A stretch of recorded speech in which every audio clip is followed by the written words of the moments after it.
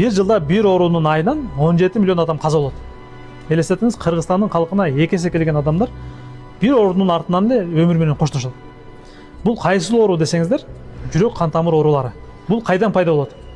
Кандагы холестерин, жаман холестериндер көбөйүп, жакшы холестериндер азайып кеткенде, сосудтардын ичинде атеросклерозный бляшка деп коет.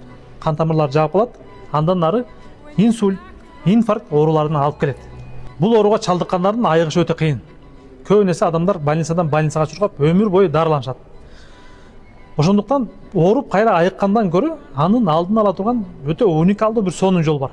Буну профилактика деп коет. Профилактиканын көп түрлөрү бар. Ошолордун бирөөсү бул күнүнө бирден чеснок жеп туруу. Бул илимий далилденген. 24-жылы 21 илимий изилдөөнү камтыган метаанализ өткөрүлгөн. Метаанализ деген бул көптөгөн илимий изилдөөлөрдү топтоп, ошонун жыйынтыгын чыгарган анализ. Ошондо 1600 бейтап катышып, аларга чеснок жедирип, аягында анализ алганда чеснок кандагы майды күйгүзөт деп далилдеген. Ошол себептен биз сиздерге күнүгө бир данадан чеснок жеп турушту сунуштайбыз. Бир дана десе бир башты жеп албаңыздар. Бир баштын ичинен бир дана аласыздар, күнүнө бирден.